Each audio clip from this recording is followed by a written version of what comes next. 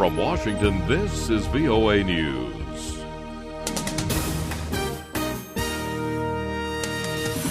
Coming up, the latest on Ukraine tensions, restoring stability in Lesotho following an apparent coup. Hello, everyone. I'm Steve Norman. Ukrainian separatist leader Andrei Purgin says he is ready to discuss a ceasefire and prisoner exchange, this at peace talks in Minsk. Purgin is leader of the self-proclaimed Republic in Donetsk. There has been no official reaction from Kyiv.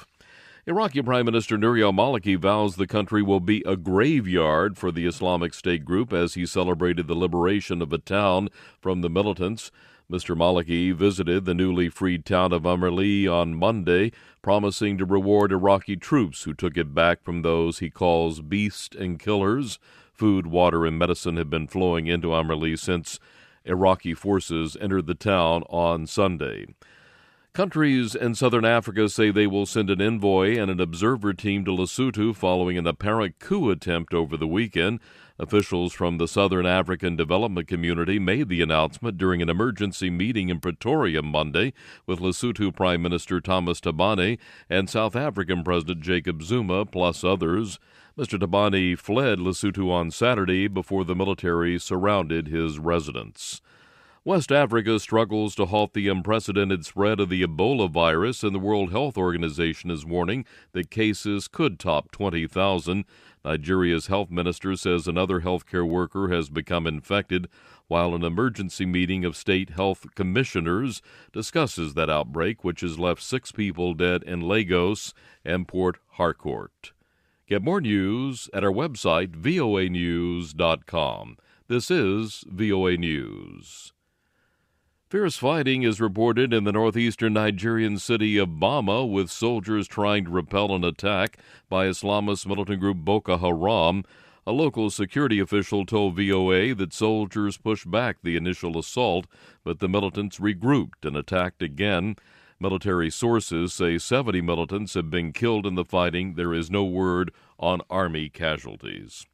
After boycotting a UN-supervised audit of all votes from June's disputed runoff, Afghan presidential hopeful Abdullah is now threatening to pull out from the entire political process if his demands are not met within 24 hours.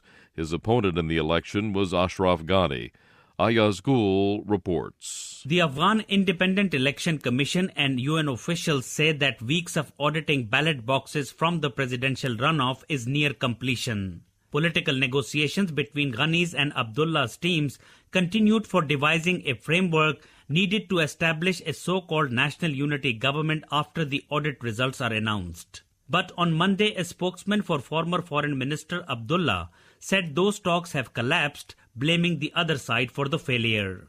The Ghani team has made few public comments about details of their political negotiations, but the presidential candidate has maintained he is ready to make compromises that do not undermine the Afghan constitution. Ayaz Gul, Islamabad. Pakistani security forces have cleared hundreds of anti-government protesters from the state television studios in Islamabad after they seized the building and briefly took the channel off the air. Protesters are demanding the resignation of Prime Minister Nawaz Sharif. India's economy showing signs of recovery with the state of growth at its fastest pace in over 2 years. Anjana Pasricha reports. It was promises of reviving the sluggish economy that brought the right-wing government, led by Prime Minister Narendra Modi, to office 3 months ago. And latest economic numbers suggest those expectations are being met. The 5.7% growth reported in the April to June quarter is the highest since 2012. Economists say the coming months are likely to see even more robust growth.